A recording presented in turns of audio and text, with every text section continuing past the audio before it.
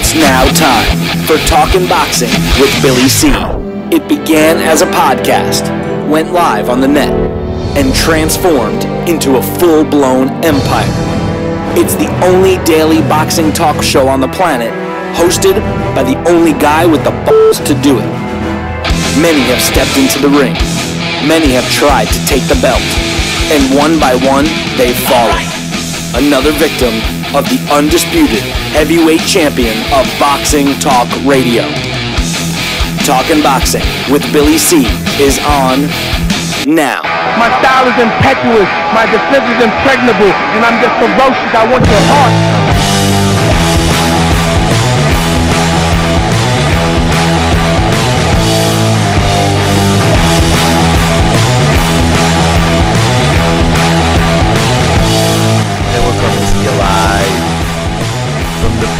Studios in Lake George, New York. I'm Bill Calogero. It's time for the Billy C Show. Good morning, good day, good evening. Whenever you're watching, whenever you're listening, I hope you're doing okay today. Today's show is being brought to us in part by Sal's Neighborhood Pizzeria and Italian Restaurant located on St. Simon's Island in Georgia. Check out his website, www.salsneighborhoodpizzeria.com, or give Sal a call, 912-268-2328, 912-268-2328. Go get an authentic Italian meal at Sal's Neighborhood Pizzeria, and the pizza is excellent. Today's show is also being brought to us in part by the Holiday Inn. That's right, any Holiday Inn property. If you're going to be traveling someplace here in the U.S. of A., don't forget, stay at a Holiday Inn because you won't be disappointed. Oh, and I got some better news for you. We can get you a discount. That's right, Billy C can get you a discount on any Holiday Inn property. Just use our toll-free number, 844-603-0364. That's 844-603-0364. Or do what I do. Visit my website, www.billycboxing.com, and click on the Holiday Inn banner. It's a lot easier. It brings you right up. You can call, you can go online, whatever you want, and get yourself a discount. And today's show is also being brought to us in part by the Turning Stone Resort and Casino in Verona, New York, and their next boxing event, which is taking place May 12th, will be a Saturday. It will be on HBO, and I will be ringside, so make sure you get yourself some tickets. We'll have the newest fight poster since the main event has changed opponent. Anyway, that'll be up on the website hopefully by the end of today, so you could just go to our website, BillyCBoxing.com, and click on the banner, or just go to turningstone.com and get yourself some tickets. Make sure you let me know where you're going to be sitting, because I'll come over and say hello. And finally, today's show is being brought to us in part by my book, Tom Molyneux, From Bondage to Baddest Men on the Planet, is available right now where all good books are sold, and you can get a copy of this book right now while you're watching or listening to this show. Just visit BarnesandNoble.com or Amazon.com. Find out why I'm so adamant about getting Tom Molyneux's story told.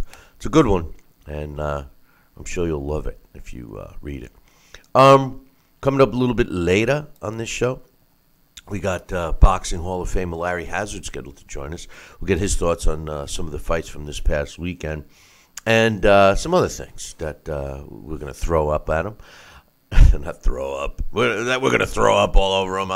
Also today, we got our Blast from the Past. Alex Pierpaoli will be stopping by and telling us all about, as per a request from one of you guys, Vinny Pazienza, or how he's known now as Paz. He legally changed his name. So we'll talk about that. I got some things to talk about today. The significance of 50-0, which is kind of a joke, because it deals with the heavyweight division, and Mayweather was able to capitalize on that and make a lot of young fans feel that he was the only one to reach 50-0. We'll talk about that.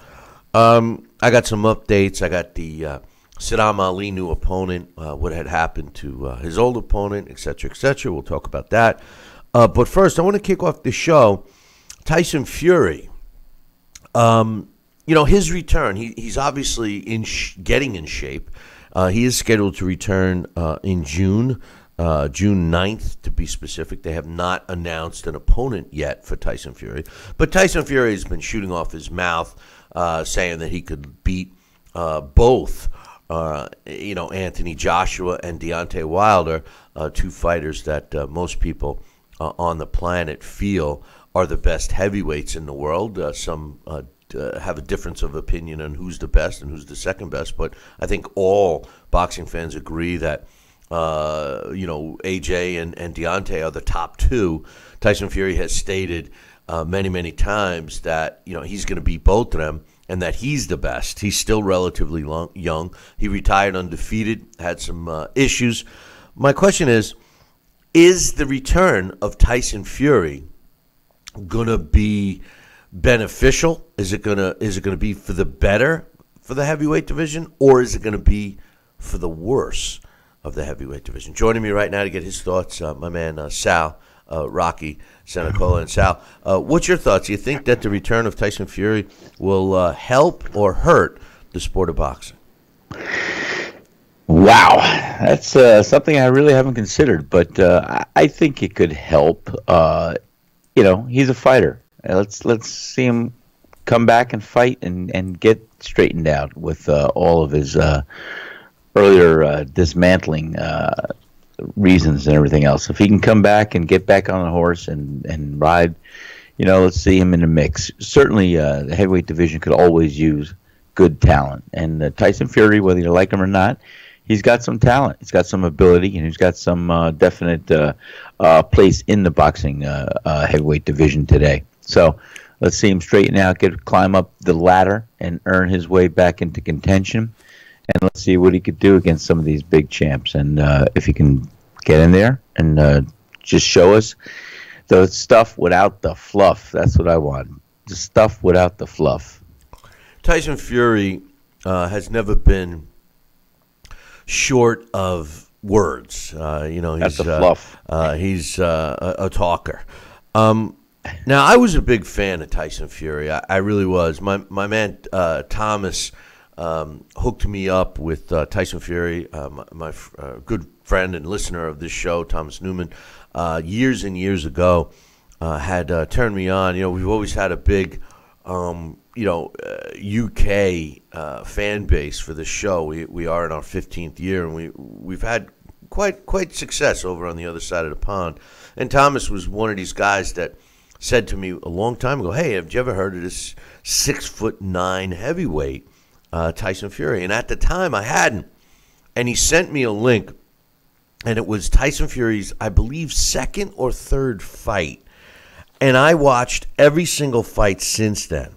Now, early in his career, he had some exciting fights. I loved the fight with Martin Rogan, and also even Nevin Pikic, even though it only lasted 3 rounds. But when you take a look at Tyson Fury, and you take a look at his accomplishments, Sal, really, I mean, right now he's 25-0 with 18 knockouts. He's only fought 146 rounds in those 25 fights. He's still a young guy. He's not 30 years old yet. He will turn 30 in August. But as far as significant wins, when we really dissect and when we give when we don't give credit to guys like Deontay Wilder and Anthony Joshua for the list of names on their resumes, and people say, they haven't fought this guy, they haven't fought that guy. Well, you look at Tyson Fury's record, and you could say the same thing. I mean, he fought Derek Chisora twice. We've learned that Chisora basically is just a tough guy. He fought Steve Cunningham, who moved up from cruiserweight to fight him. His biggest win is Vladimir Klitschko, when he beat Klitschko in 2015. By the time he steps in the ring, it will almost be 3 years since his last fight. So how good is he? Well, that's the whole thing, 3 years off. Okay, he's a young guy. At 30 years old in heavyweight division, by today's standards, that's fairly a young career. I think he has enough time and he has enough experience, certainly, to put it together. I hope that he's going to be well coached. I hope that they teach him how to say the right things and to just train and to dig deep and to see what he could do to get back onto the scene. But less talk, more action. Just let his victories. He didn't have all that impressive a resume as you suggested, and is that his complete fault? No, not really. There's the thinning of the talent out there in the boxing world. There's the cream that rises to the top, but sometimes to get to the top, it's not going through the other cream. It's by hook or crook, and you put it together, and you have some talent behind you, and you have some people promoting you and paying for you, and you find yourself on top of the world. But if you can stay there and sustain it, hey, all that power to you. That's the whole thing. Bring the horse to the water, but the horse has to drink. It's not fair to do what I'm going to do, but it is what it is. When you look at Tyson Fury, now remember, his last fight was Vladimir Klitschko in 2015. A long time ago, Bill. And since that fight, Vladimir Klitschko fought Anthony Joshua, right? So we're talking a long time ago. But when you look at his resume, Christian Hammer he beat, who we've learned is really not that great. Derek Chisora, like I said. Joey Abel. Kevin Johnson. Now, Kevin Johnson I give credit for because Kevin Johnson was good when he fought Tyson Fury. His record at that time, 28-2-1, and went the distance with Tyson Fury. But Vinny Matalone, Martin Rogan, Nevin Pajcik, Nikolai These are all Further. good names, big names. No, big names. but they're all just tough guy names. You know what I'm saying? Zach Page was a tough guy. But again, Richard Power, tough guy. John McDermott, all these guys, tough guys, but not world class. Now, let's be real. He can only be criticized for not fighting anyone that was available to him during his time, Absolutely. And he seemingly has fought them. Now, for Tyson Fury, Sal, he's a guy, 6'9", okay, but I don't think that he possesses the punching power that I would think a 6'9" man could possess. Now, I felt the same way about Nikolai. What was his name? Who was the giant? Nikolai. Oh God, I can't think of his name. Hopefully, Coach will hang. Let's have Coach chip in. Yeah, hopefully, Coach will hang. What was his name? Big giant guy, WBA champion. Anyway. Actually, I'll tell you who it is in 1 second. Now it's got me. That has got you going. Bill. Yeah. But I'll be able to find him right now because I can't believe I forgot that name. But let's see. Anyway, Sal, his punching power didn't seem, that it was. As good. Nikolai Valuev. And at the same time I said it, my man Alex has got my back in the chat room. I couldn't think of Nikolai's last name, and I actually met him in Denmark. He had to travel in the service elevator because he was so big. But anyway, similar to Nikolai Valuev, Tyson Fury, being such a big guy, didn't have that devastating knockout punch, in my opinion. When you look at Anthony Joshua or Deontay Wilder, they possess that. Do you think it's important for a heavyweight to have that one-punch knockout power? Oh, I think, you look at some of the most successful heavyweights or from the generations before. Marciano first comes to the top, of course. He won many of his fights, 43 of the 49 actually, by his tremendous punching power. Joe Louis, same thing. He had a punch that would lay you flat, and so a heavyweight you would assume could have a punch that'll put you horizontal, but not all the time. There's a lot of fighters that had success just with finesse and the ability to outbox and to land the effective punches when they had to score. And you can hurt your opponent, but you don't have to lay him out. So, I think in Tyson Fury's case, no, he's a big guy. And yes, as far as relevance, his punching power and not being top notch he still can do some damage. He is a big guy, and I'm sure he'll get the attention of many people that are on the receiving end of his punch. He doesn't have to be a one-punch knockout artist. He can get away with stunning or hurting some people, getting their attention and outboxing them, if that's really what his intent is. So, I think it's great. It's always good to have that one punch, but you can win in other ways than one punch. He had a jab that, and I say had because we haven't seen what he's done lately. So I'm assuming exactly. He's 3 years is a long time. But he had a jab that, because he was used to fighting such shorter guys. I mean, 6'9". There's not many guys you're nose to nose with. But he would deliver his punch, his jab, kind of in an upward motion, where it would be coming from his waist, and then he would kind of slap it out there. And I always said, yeah, that's going to hurt him if he ever starts fighting bigger guys. And it seemed that he developed a more straight-on jab. But then that was it. He did a lot of leaning on people. He did a lot of tying up on people. It would be interesting to see him fight one of the big guys in the division right now. And I say big guys meaning the top two, AJ and Deontay. Now, Tyson Fury, never short for words, made a comment yesterday concerning the alleged offer from Deontay Wilder to Anthony Joshua, the $50 million offer that Team Wilder, or let me just say Deontay Wilder, made, and the very unorthodox demand of Anthony Joshua responding to it prior to any contract or even stipulations of the contract were laid out. But nonetheless, Tyson Fury said, it's a lot of money. If it's a genuine offer, which I believe it is, then how much do they want? How greedy can AJ be? $50 million isn't good enough? Well, good luck to him. I hope he gets $250 million. I don't know what's going on. We're prize fighters. We boxed for free once upon a time. I'm sure it's not just about the money. Now, I don't know if this comment means that that Tyson Fury is just trying to stay relevant, or if he truly believes that the offer was legit, and he's saying that it means other things. It's not just about the money. Is that suggesting that he thinks that AJ is acting like he's nervous to fight Deontay? I mean, what do you read between the lines with the comments from Tyson Fury? Well, that's just it. Are the words from Tyson Fury relevant, and how serious could we take them? I would think that it's not just about the money.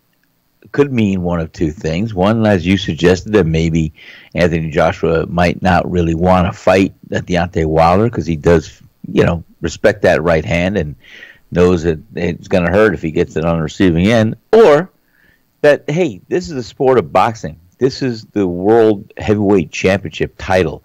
This is a unification of those championship belts. It's not just all about the money. It's bigger than just money. So that's how I would want it if those words left my lips, what I would want it to mean. Not that it's just not about the money because you want to hide in the corner and wait till all the storm passes. So I think it's more predicated on, the fact of being that, hey, the heavyweight championship belt of the world is one of the most coveted titles one man can wear around his waist, even though there's 5 or 6 different divisions now. It used to be, right? The thing is what bothers me about boxing, I guess you can't really correct it, but the whole option of picking who you want to fight. I mean, you suggest you obviously you think Deontay Wilder can beat AJ, and you make the statement, well, maybe he's nervous of that power in the right hand, which is a legitimate concern. Well, Deontay Wilder has freakish punching power. I mean, you can't deny that. But what if other sports were in a position to pick and choose who they played or competed against? It wouldn't work. Why is boxing allowed to do that? In other words, in football, if my hapless Jets decided that they only wanted to play the Cincinnati Bengals, or, they were scheduled to play, the big, tough New England Patriots, and they said, you know what? We're going to let this game marinate a little bit. We're not going to play New England right now. Let's wait. Maybe next season we'll play them, or better yet, maybe we'll let it marinate for a couple of seasons and play them, 3 years from now. I mean, fans would look at you like you're nuts.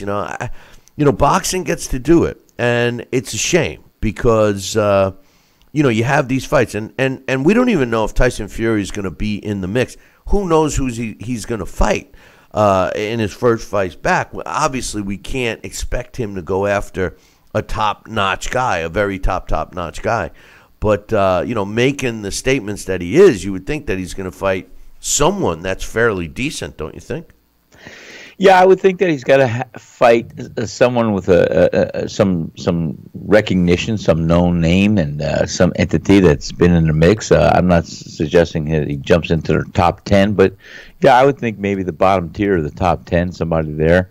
I think he should be able to exhibit some good boxing skills and coming back, but you do have a 3-year rest period that I'm sure he's going to want to work off some of that rust. So he's going to probably get an opponent that's going to be durable, that's going to have the ability to hey, the opponent the heavyweight we saw the other night, he was a good punching bag. So I don't know, maybe he'll fight him. He needs somebody that he can have a good night of work and look good, but yet won't be in harm's way. And it's a shame because that's what we're talking about: tailoring fights made for other fighters and showcasing them. But that's the kind of fight that Tyson Fury is going to have to come back to. Bottom line, I think that Tyson Fury is good for the heavyweight division only because it's another known name who's still in his prime. A lot of times we'll see a promoter with what I call retread fighters, taking a fighter that's past his prime and putting him in because people have heard of him. And it, takes the pressure off of the promoter, to promote. Tyson Fury is one of those kinds of guys. Plus, he's just going to turn 30. So I think he's good for the heavyweight division. Hey, listen, we're going to take a short break. When we come back, how significant was Floyd Mayweather's 50-0 win, considering the division he fought? Yes, he was able to bamboozle a lot of boxing fans to think that he accomplished this great feat, but did he? We'll talk about that in about 2. Billy C will be right back.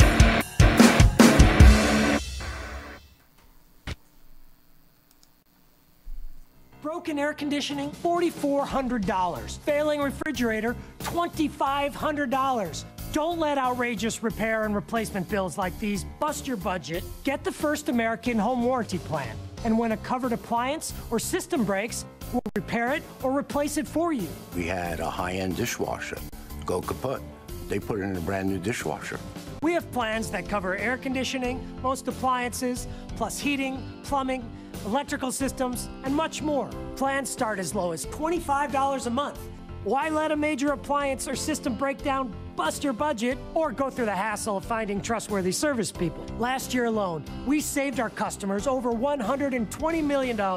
Don't wait until something breaks and you're stuck with a huge bill. You save a lot of money. It's absolutely worth it. If you don't have First American Warranty, get it. Call 1-800-946-6234 for your free no-obligation quote. Need relief from backaches and stiffness in your hips or down your legs? Then you need Dr. Ho's Back Relief Belt. The innovative technology works to support and decompress your spine. And now it's covered by Medicare. Every patient with back pain should be wearing this belt. Nothing gave me instant relief except for the Dr. Ho belt. Feel good while standing, walking, driving, doing housework, and while laying down. And now Dr. Ho's patented belt is available at our best price ever. It's even covered by Medicare. Order now and get the easy-to-use hand pump and back rehabilitation DVD free.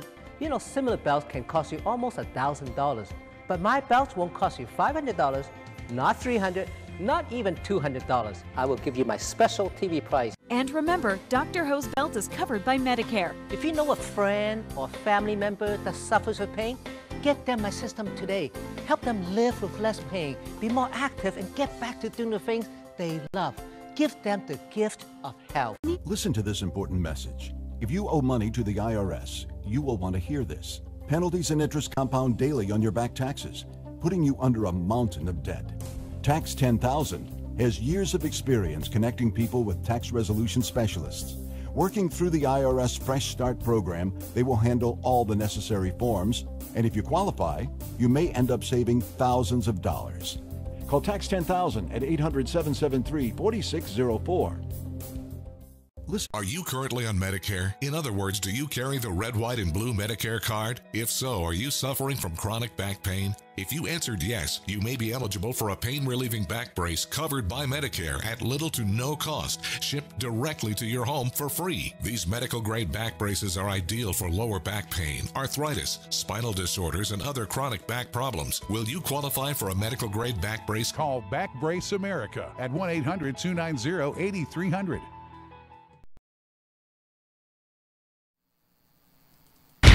Check out BillyCBoxing.com now, or feel the wrath of the mighty mustache. Oh, that hurts! Why are you doing that to my face? I hate you! That's BillyCBoxing.com. Consider this your warning. Now back to Billy C. Interact with the show at BillyCBoxing.com.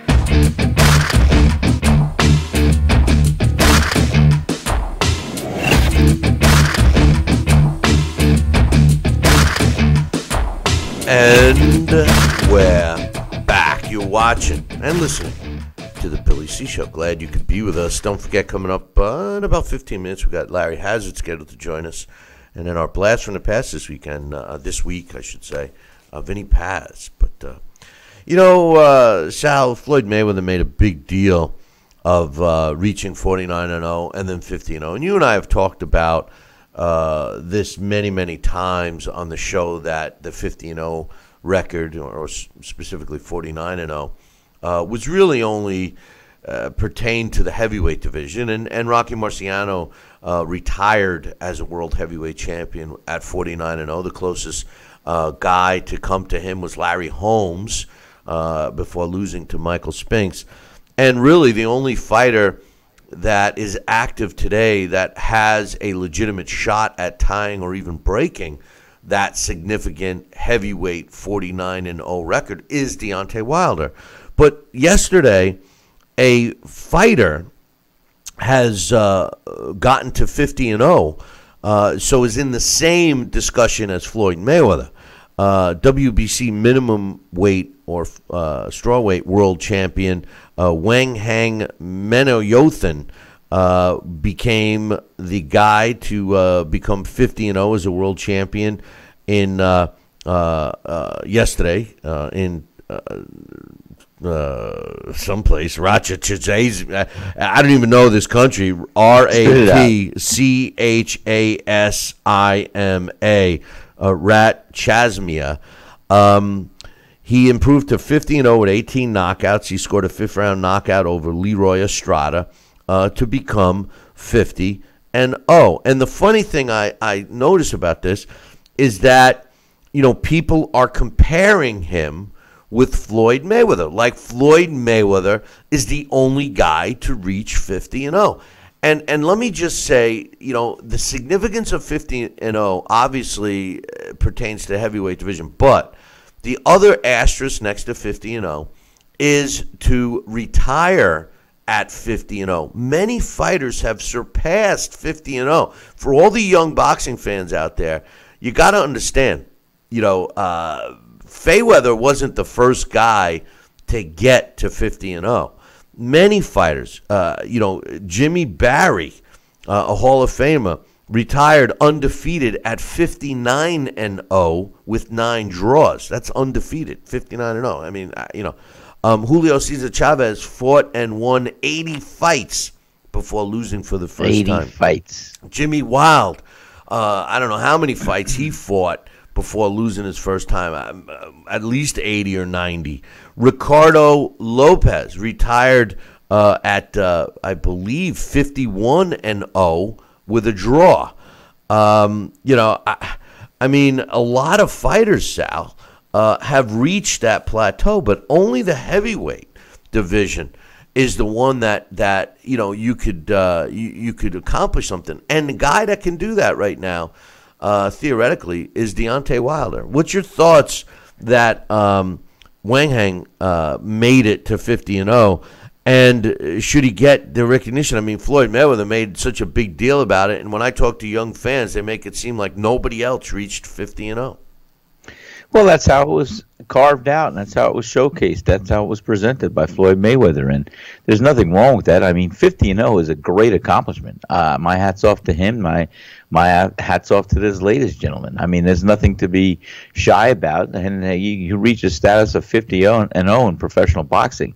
That is a great accomplishment, and it should be touted. You should have the pats on the back. You should be recognized, and that is a great feat.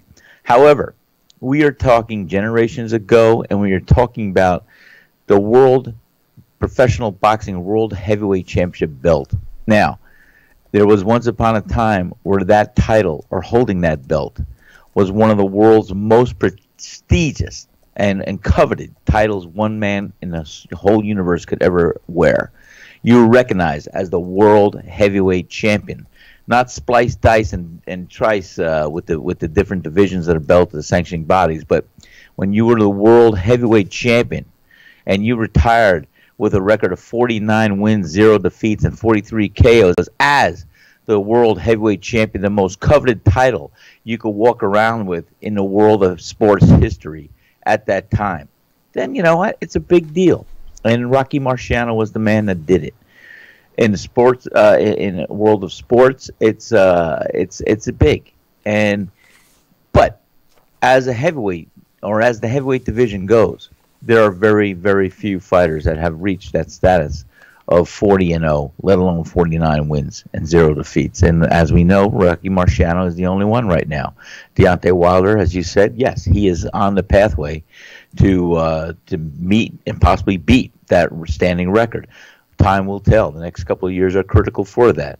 And if that's a goal of his, then we're going to see. But the bottom line is that is only predicated on the heavyweight championship division, the heavyweight belt, and it shouldn't be diced, triced, and spliced for any other division. It's the world heavyweight coveted belt, that division only.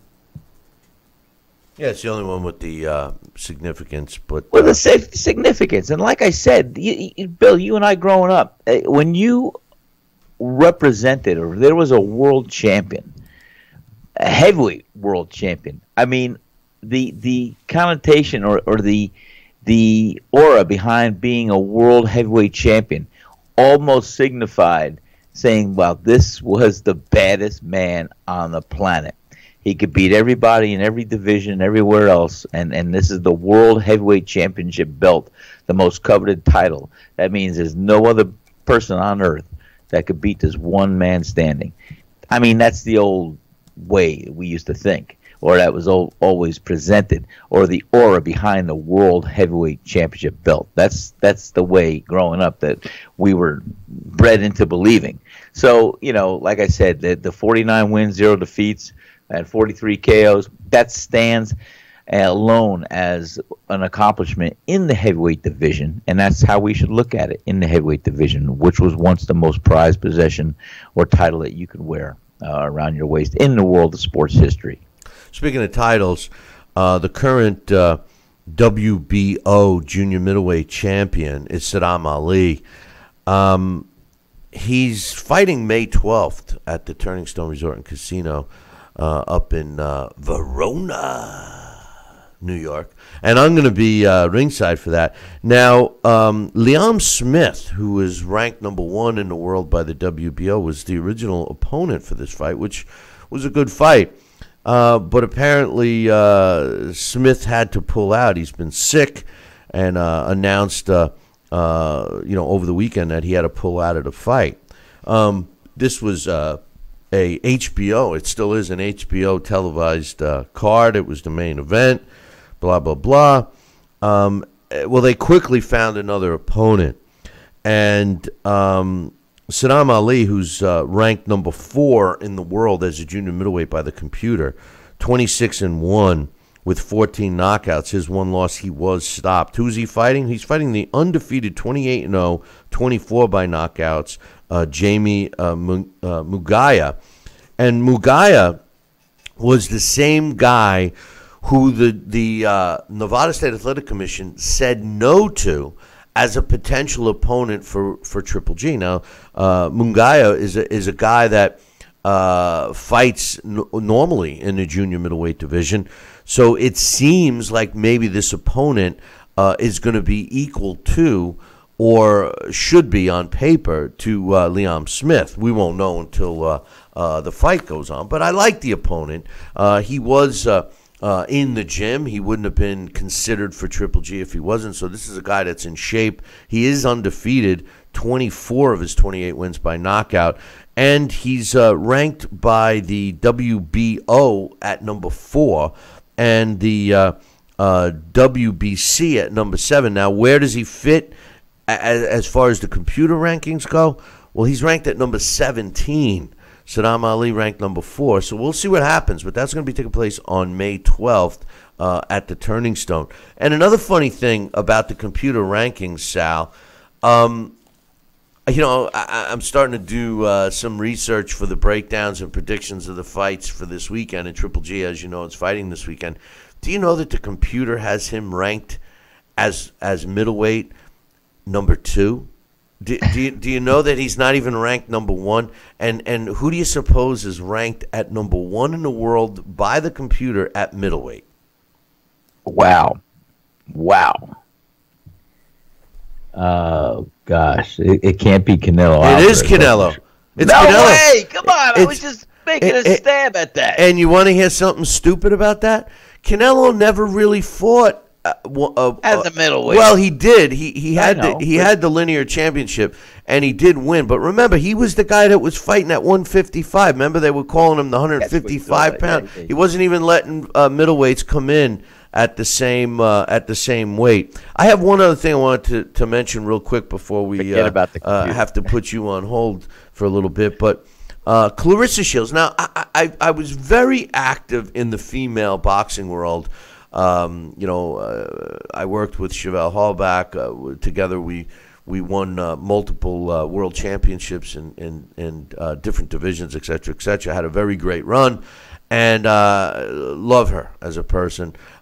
She's great. Okay, but since her retirement, and she is talking about a comeback, I haven't really been too impressed with the female boxing arena. And the reason is when Chevelle was fighting, they all fought each other. Now they pick and choose. Well, here's a great example. Clarissa Shields, who many think is one of the best fighters, 2-time gold Olympic winner, can't take anything away. She is fighting against another champion. Now, Clarissa Shields is currently the WBC and IBF World Super middleweight champion, okay, 168 pounds.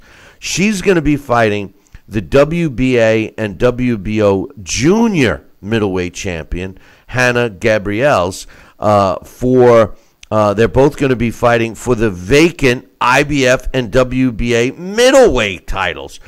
Here's my problem. Here we have Clarissa Shields, who's a big money type fighter, going up against another world champion who's 2 weight classes smaller, and they're fighting in the middle. You could make the statement that says, well, they're both fighting at a middleweight, but Clarissa Shields is still going to be bigger. It's a typical problem with the sport of boxing. It's billed as 2 world champions unifying, but one champion is got an edge, and a significant edge. We're talking about a 14-pound swing from their normal fighting weights, for a middleweight title, which is a class in between. But who truly has the edge here? And once again, we have a marquee fighter fighting someone that's much smaller than them. That's one of my big problems with the sport today, Sal. I wish that more fighters would fight people their own size.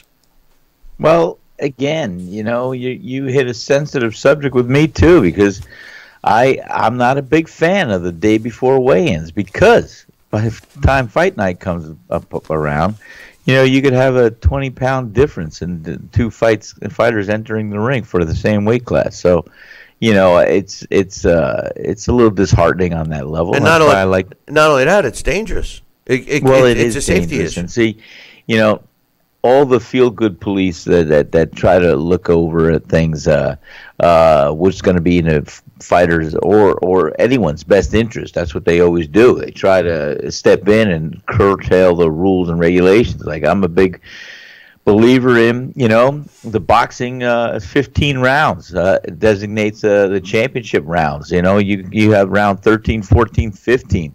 Many of the decisions that we go to the cards and look at would never have been having to look at, because we would have seen the definitive rounds of the championship rounds 13, 14, and 15 tell the clear sign of who is going to be the champion of that belt at that time, because those were the championship rounds. You either make it or break it. Yeah, no, not all the time.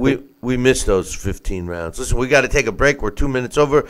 Sal will kick you to the curb. We'll be back to Sal in a little bit. Coming up next, we're scheduled to have Larry Hazzard. Don't go anywhere. Billy C will be right back. Relief from backaches and stiffness in your hips or down your legs? Then you need Dr. Ho's Back Relief Belt, the innovative technology to support and decompress your spine. And now it's covered by Medicare. Every patient with back pain should be wearing this belt. Nothing gave me instant relief except for the Dr. Ho belt. Feel good while standing, walking, driving, doing housework, and while laying down. And now Dr. Ho's patented belt is available at our best price ever. It's even covered by Medicare. Order now and get the easy-to-use hand pump and back rehabilitation DVD free.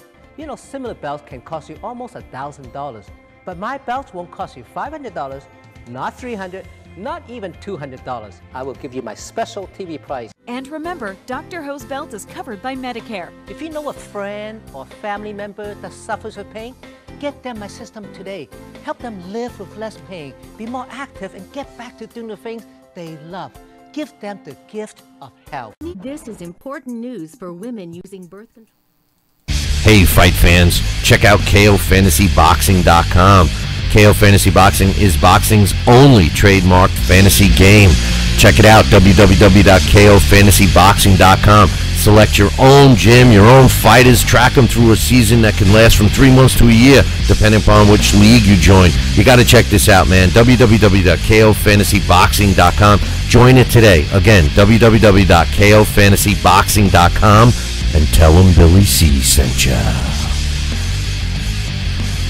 The one, the only, Don King. Makes me feel good, Billy, to have you, the #1 show in the country, talking boxing with Billy. So I invite each and every American that's listening to this great show to tune in, because we want you to be there with Billy and me.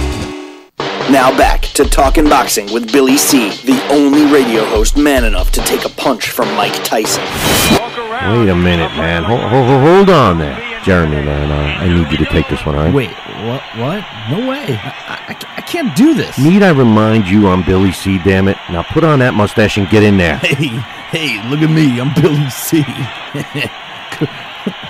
Crap.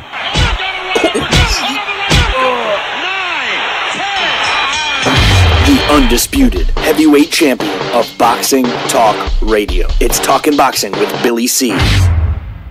Now back to Billy C. Interact with the show at BillyCBoxing.com.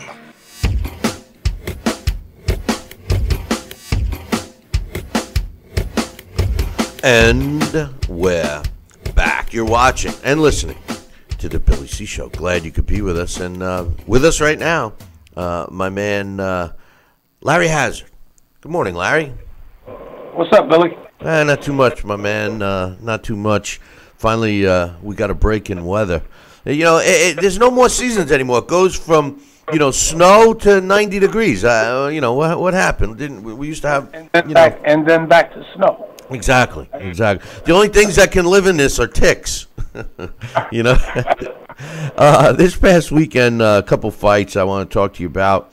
First and foremost, Daniel Jacobs against Soliński. I learned that the Polish names have silent N's and S's in them, which blew my mind. I thought it was Saluki, but Soliński is how they were pronouncing it. Daniel Jacobs, what was your thoughts of his performance? Give me your thoughts first. Well, I thought it was kind of lackluster, but I'll give him a pass on that. You know, he's been a little inactive. You know, I like Jacobs.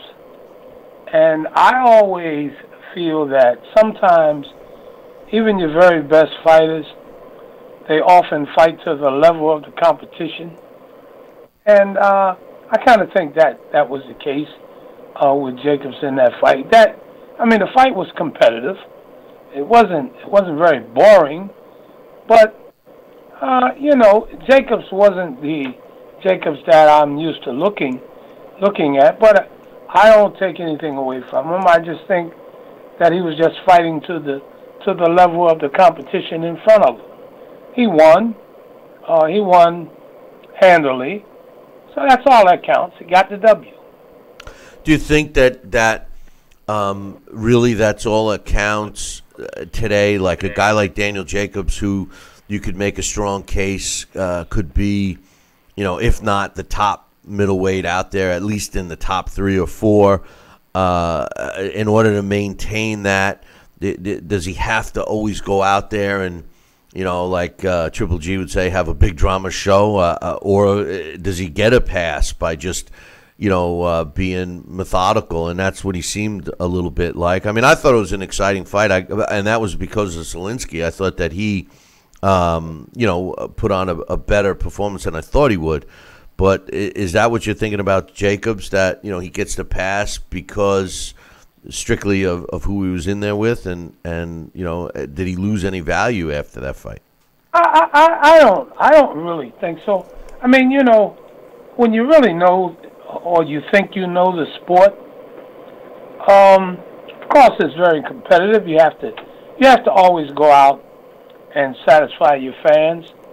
But I think that with all that Jacobs has been through, and the fact that he does represent the sport well, he's not one of these guys that's always yapping off and talking a lot of trash. He's dedicated to the sport. I think he's a good example of what we like to see in a fighter, and he fights when he has to really fight. I think that he deserves, you know, a pass on that one. I don't think that he can sit back on his laurels now and just feel that he can turn in less than stellar performances and still have the market value. You know, that would be a mistake. But I think that, you know, in his next fight, depending on who they put in front of him, you'll see a different Daniel Jacobs. But even if, you know, even if the competition is not up to the highest level, he has to keep in mind that the fans do expect him, you know, to turn in that stellar performance in order to keep his value up there. So I don't have no doubt that he will do that. No, I really don't. You know, I give him a pass on that one.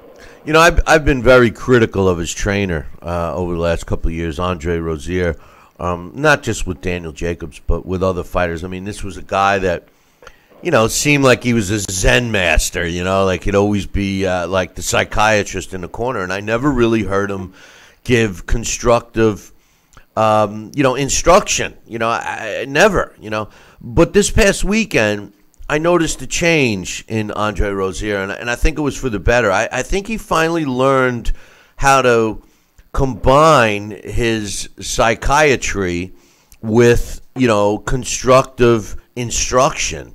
And I think that he was doing it. And the one thing I picked up on too, Larry, and I thought it was a good thing, was that, you know, he, in between one round, I don't remember which round, they all seem the same to me, but in between one of the rounds, Jacobs goes back to the corner, and Rozier, you know, was having him, you know, take a deep breath, whatever, and then said something to him, and Daniel Jacobs actually responded with what Rozier was about to tell him to do. And I thought that that was good, that they were actually not only on the same page, but it seemed like they were on the same wavelength. I think that this is going to help Andre Rozier, not only with Daniel Jacobs, but with his other fighters. You know, sometimes these guys try to be more than what they are, right? Well, I noticed the same thing, and I was kind of thinking that maybe he's listening to some of your criticisms and the criticism of others. I kind of thought that Andre in the past was a little bit too philosophical in the corner, and it's all right to be philosophical, but you got to get right back down. You got to get right back down to the nitty gritty with these fighters, man. I mean, you got to really sometimes really pep these guys up and remind them of the urgency of the moment and keep that pressure on them while you're still giving them the instructions and the game plan that's necessary to win, the strategy. And that strategy oftentimes changes from round to round. So I think that Andre did show some improvement in this particular fight, because I think that he's aware also of that, as I say, that market value. I think he's a fight guy, and he's an intelligent fight guy, and I think that he's cognizant of those issues that we talked about earlier in terms of you can't let a fighter get too relaxed by just winning, because he will lose his value. So I think to Andre's credit, he put in for lack of a better term, a better performance as a cornerman. So that was enlightening to see. It reminded. I just had a flashback of Teddy Atlas and Timothy Bradley. What's a fireman do? What does a fireman do? What does a fireman do? And Timothy Bradley's like, put out fires? Sometimes they're not thinking what the point is. But anyway, the co-main event, the heavyweight fight, Jarrell Miller. No disrespect to Jarrell Miller. First of all, I was one of many who was getting on him about being 304 pounds. But I will admit that Jarrell Miller didn't really look and move like a 304-pounder. He does kind of move around well, but let's be real. He was in there with Johan Duhaupas. Duhaupas is slow, methodical, has very little power, but can take a severe beating like he took again on Saturday night. I just can't see why anyone thinks that Jarrell Miller is a legitimate contender. I can't even fathom him complaining that he hasn't gotten a world title shot yet. This is the problem I have with the sport, Larry, that a guy like Jarrell Miller can fight the level of opposition that he has for 21 fights and be in a position to get a world title shot, and it ruins that drive for a young fighter who's in the gym working his butt off and trying to climb the ladder and not getting the opportunity when a guy like Miller does. What was your thoughts on his performance? And overall, do you think he's that good? Not really. But, you get that. You get that due to, for a while, the lack of talent that was in the heavyweight division. The heavyweights are always the premier weight class. And on top of that, Jamel, a big baby, used to be a kickboxer, fought here in New Jersey several times when he was kickboxing, okay? And, I don't see him, how does he get in line, or how is he mentioned in the conversation as an opponent for Joshua at this point? And I thought that he was, even though coming in over 300 pounds didn't seem to hamper him that much in this fight. I don't see him being that competitive against Wilder, against Tyson Fury, or any of those guys up there, or certainly not Joshua, But it is what it is, and, now he's kind of beating the drums to fight Joshua, and before long, people are going to buy into it, I guess. But there's only one heavyweight fight that I want to see right now, and that's Joshua and Wilder.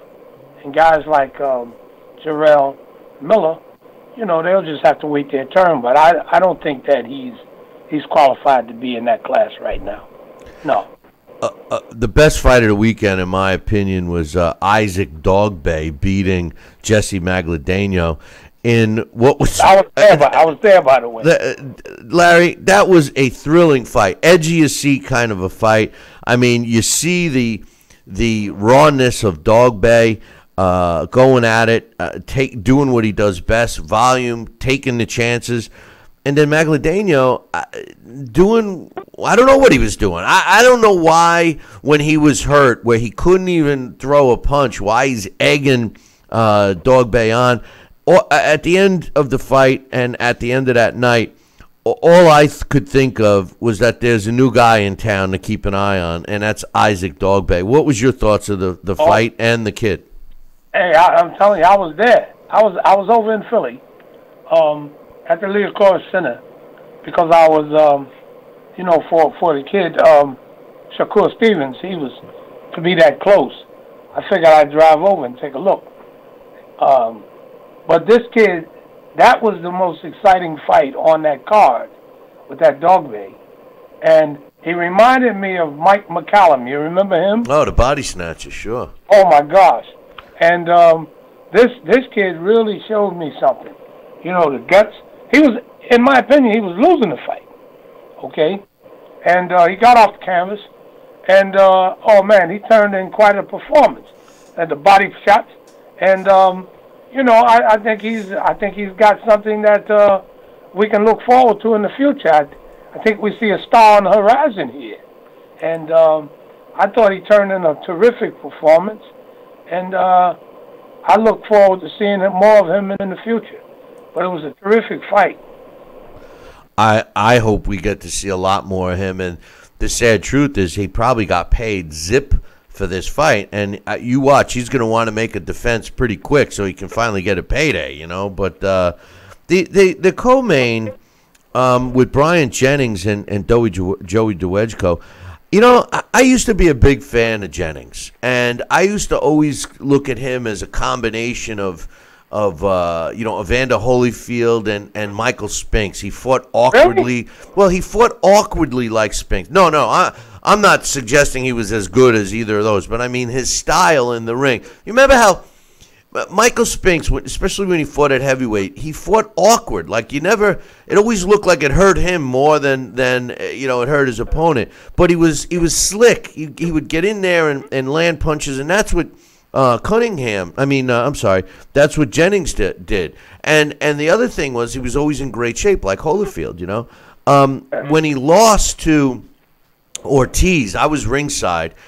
He's never been the same fighter. Now, they've been overprotecting him, but what I saw in the ring against a guy, and no disrespect to Joey Dwejko, and truthfully, Joey Dwejko has some talent. I think if this guy would just go get down to 200 pounds and fight a cruiserweight, he would be way more successful, but that's neither here nor there. But Brian Jennings, to me, Larry, you were live, so you can give me a better handle. He seemed slow. He seemed not the same fighter. I mean, is this a result of the knockout, or is age catching up with him quickly? Well, I don't know. We don't disagree that often, but I beg to differ. I never really thought that much of Jennings as a heavyweight. On his way up, a guy named Gary Shaw had him for most of his career. And, at that time, he was fighting so-so guys. But as a heavyweight, I never really thought that much of Jennings.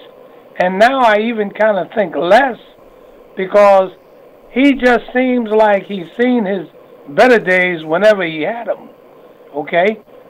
Joey, like you say, Joey has some skills, but Joey just kind of, you're touching gloves at the beginning of each round. It was almost like Joey had reached a point where he agreed, you don't hurt me, and I'll just fight like this. And Jennings, to me, He just slow, methodical, and he lacks excitement. I mean, I can't see him competing against legitimate heavyweights as we saw against Ortiz. And he won the fight, but I don't know what the future holds for him as a heavyweight. I'm really doubtful. But he looks slow, and it might be coming close to the end for Jennings. He kind of reminds me a little bit of Steve Cunningham, the kid who really trains hard. He gives you all that he has, and what you see is what you're really gonna look forward to getting, I think, in the future. What you saw Saturday, I don't see it getting any better than what you saw, what I saw. Yeah, he'll probably get a big payday, and that'll be the end for him. One other fight I wanted to ask you about was the fight on Saturday night. Josito Lopez finally fighting in a weight class that he should. This guy's won against an undefeated Miguel Cruz, who looked like he had the skills, but he was in there with a pretty tough opponent in Lopez, who always comes to fight. My point about this fight wasn't the performance by either one, more so about the road to this fight. Miguel Cruz was undefeated, 17-0, 11 knockouts, Puerto Rican fighter who seemingly has the skill set, and when you look at his resume, never fought anyone of note in 17 fights. So what does he do? He figures, well, let's get a name on a record. We'll fight this Josito Lopez. He's older. He's been in all these wars, et cetera, et cetera. We get a win. We'll get more value, blah, blah, blah. And the end comes, and it wasn't so. Miguel Cruz didn't win the fight.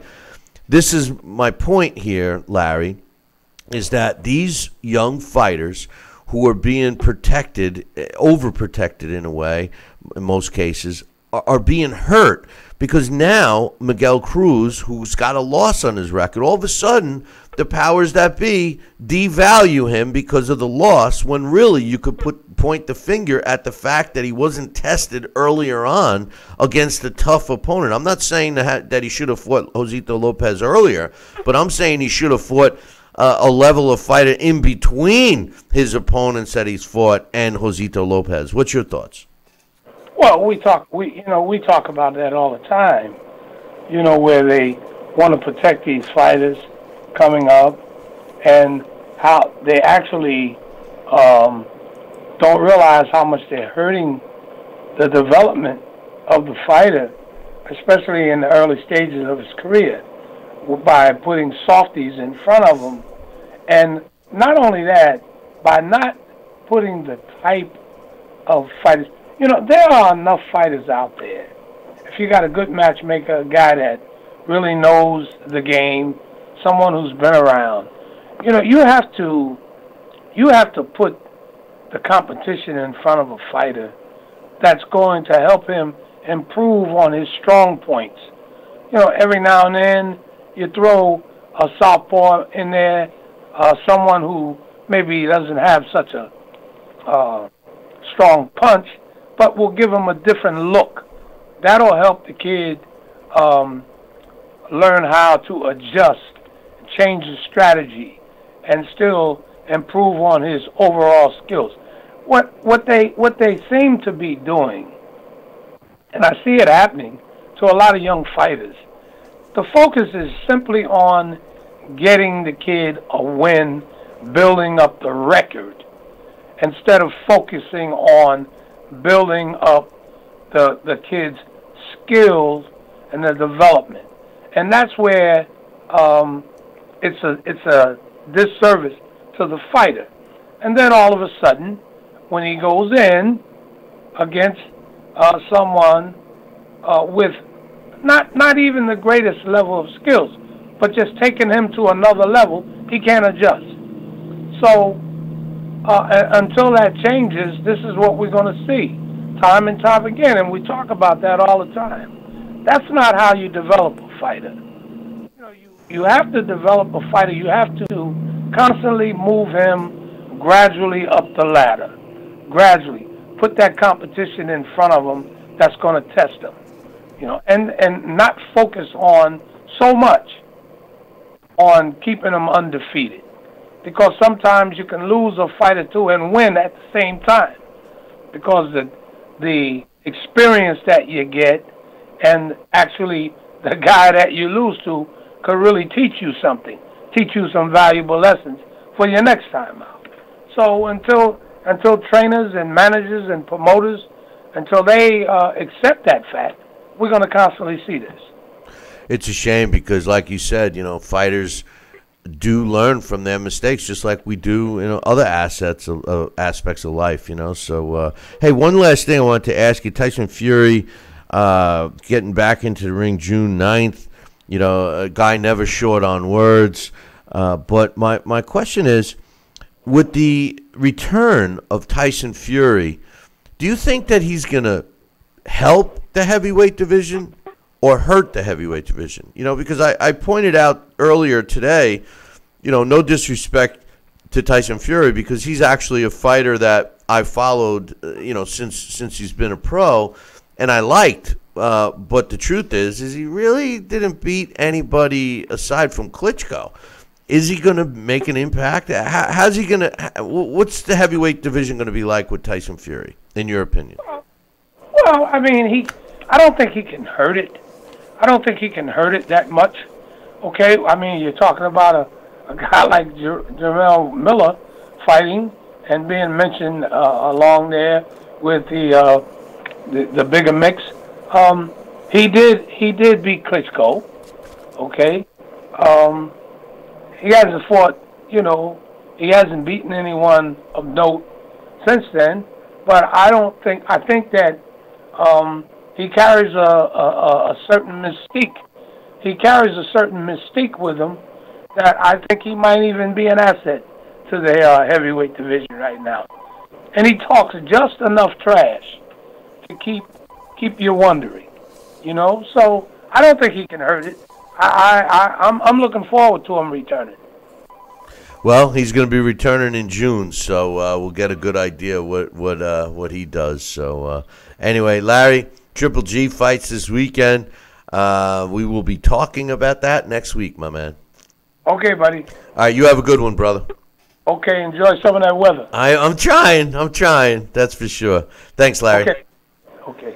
That's Boxing Hall of Famer Larry Hazzard giving us his thoughts and opinions, and we'll be looking forward to him next week after Triple G fights this weekend against Vanis Martirosyan. And like I was just saying in one of the chat rooms, I hope that Triple G is pissed about all the things that have happened with the Canelo fight, and I hope he fights pissed, because that's what I like, when Triple G fights mad. Hey, listen, I'm going to take a short break. When we come back, this week's Blast from the Past is coming up. Alex Pierpaoli will join us this week, as per request, Vinny Pazienza. Don't go anywhere. Billy C will be right back. Part of the Billy C Boxing Network.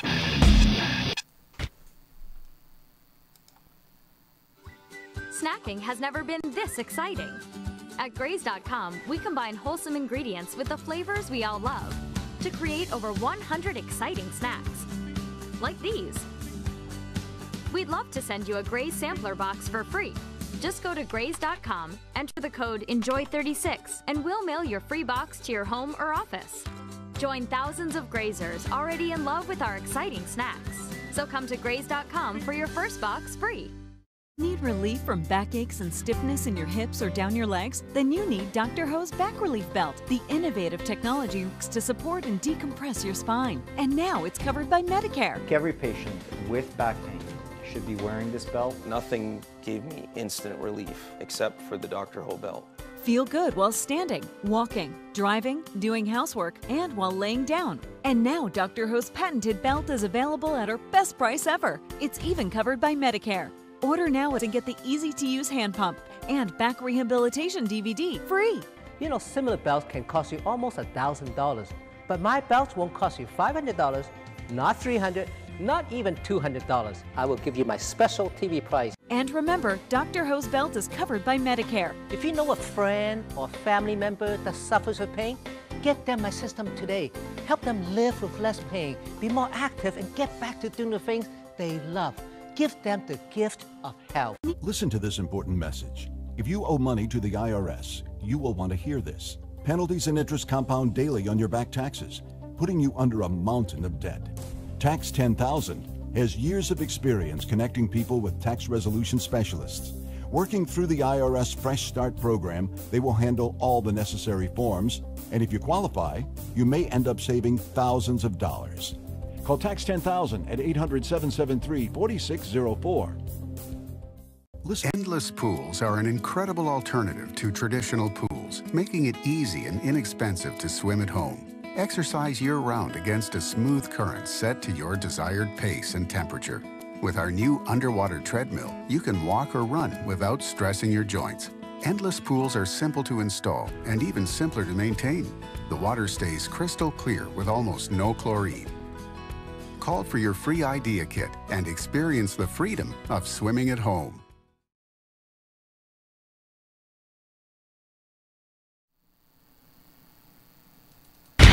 Check out BillyCBoxing.com now, or feel the wrath of the mighty mustache. Oh, that hurts!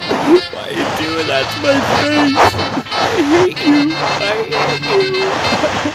That's BillyCBoxing.com. Consider this your warning. Now back to Talkin' Boxing with Billy C. He may not have an Excellence in Broadcasting award, but the night's still young. And he's got martinis. So you never know what may be by morning. It's Talkin' Boxing with Billy C. Talkin' Boxing with Billy C. Now back to Billy C. Interact with the show at BillyCBoxing.com. And we're back. You're watching and listening to the Billy C. Show. Glad you could be with us today. Don't forget, hang out with me on May 12th up at the Turning Stone Resort and Casino. Sadam Ali will be defending his World Junior Middleweight title, and I'm going to be ringside, so hang out, man. Come on up to the Turning Stone. You'll love it. Visit our website and click the fight poster, BillyCBoxing.com, or just go to turningstone.com and go to the box office and get yourself some tickets. Just drop me an email. Let me know where you're going to be, and I'll try and look for you, so you can buy me a scotch and stuff, 15 years we've been doing this show. We're in our 15th year, and 13 of those 15 we've been doing this next segment. It's called The Blast from the Past, and we give you a little history about some fighters that fought yesteryear, and it could be as soon as yesterday, or it could be way far back, like bare knuckle fighters. We've been doing requests. We have a big request, so if you have a request list, so if you have a request for a blast from the past, just drop me an email, Billy@TalkinBoxing. That's TalkinBoxing.com. This week's blast from the past, which was, as per request, features a former multi-division world champion, a favorite fighter of mine. I got to see him many, many times because of where he fought. And he's been on the show several times, and he's quite the character. Vinny Pazienza, or Paz, as he's legally known now. Joining us right now to tell us all about the Paz man is none other, I got to say it the right way, none other than Alex Pierpaoli. Good morning, Alex. Good morning, Billy C. How are you? Oh, I'm doing well. I'm doing well. How are you? I am doing very well. That was a pretty funny clip, huh? You like that? Oh God, yeah, that was funny. It's just funny how I just love Italians and the way they're a bunch of hams, all of them. I like what he did with the shoe. He goes, "Oh no, give me the shoe, give me the watch, give me the," and he walks over and you see the guy hobbling out, like, "Okay, all right, give me my shoe back," But yeah, I think it's easy to forget about Conan O'Brien now because he's on TBS, but that little special where he visited Italy this year was just a riot. You know, that was pretty wild how he was off of those cappuccinos. I know. He was getting high. He did. And you know, that other guy you wanted to just punch in the face. How about the look on the other guy's face when he says, "Can I have a pumpkin spice a latte?" You know, but anyway, Vinny Pazienza. In Naples, they don't bother mixing pumpkins with their coffee. No, the look on the guy's face was, huh? What? But Vinny Pazienza, I love Vinny, man. Yeah, he's definitely somebody that is very beloved by the fans, that's for sure. And I think, you know, a lot of people who might not have been old enough to have seen him, you know, fight live can get to see him on YouTube, and also had that movie Bleed for This from, I think it was from 2 years ago now. That was really very entertaining, and it was you know, there was a couple of historical inaccuracies in it, but overall it was a really really enjoyable movie. And I tend not to like boxing movies, but that was a good one. I'm the same way. I don't like them. I've watched, my favorite one is Requiem of a Heavyweight, and I like Harder They Fall, and the, you know, I'll give the first Rocky, you know, but I never even cared to watch all the other ones, and some of these newer ones I don't watch, like the one with about Mickey Ward and Arturo Gatti was nowhere near. Mickey Ward never won a world title, you know. I mean, it doesn't take anything away from the trilogy, but Hollywood is Hollywood, you know. So, but anyway, tell us about Vinny Paz. All right, Vinny Paz. So Vinny Pazienza, he was actually born Vincenzo Pazienza in Cranston, Rhode Island. I'm going to try to do this with a little less paper shuffling. Oh, you heard that? Did you go back and listen? I didn't. I tend not to go back and listen because it makes me freeze up. I get self-conscious. But I was able to catch it. When you mentioned it, I was able to catch it because sometimes I can catch like little things on this mic, and I noticed what you meant. But yeah, he was born December 16th, 1962. He's 5'7.5" tall, and he fought at lightweight, junior welterweight, junior middleweight, and super middleweight. And he won titles at lightweight, 135, junior middle, 154, and super middle, 168. He grew up in a middle-class home in East Providence, Rhode Island, over on Waterman Avenue, with his mother Louise and his dad Angelo, and his father Angelo, of course, was really instrumental in his boxing career. He started boxing as an elementary school kid, and I think we caught Sal confessing to it not too long ago in just my own very limited boxing, love affair. We did the same thing in my neighborhood. If you're into boxing, kids went down into their basement and fought other neighborhood kids, and that's exactly what Vinny Paz did. He boxed in his basement as a fourth grader. He invited the sixth grade bully into his basement, and he bloodied his nose, and was so shocked at what he did, he ran upstairs and down the street with the bully chasing him. So he was doing peewee boxing from 6 to 10 years old, and then he and it had been Muhammad Ali that he saw that first inspired him. But then he sort of drifted away from boxing and got into, dabbled in other sports in school from ages 10 to 15. But then at 15, it just seemed to be meant to be because he saw the movie Rocky. And that touched something inside him, and he returned to boxing.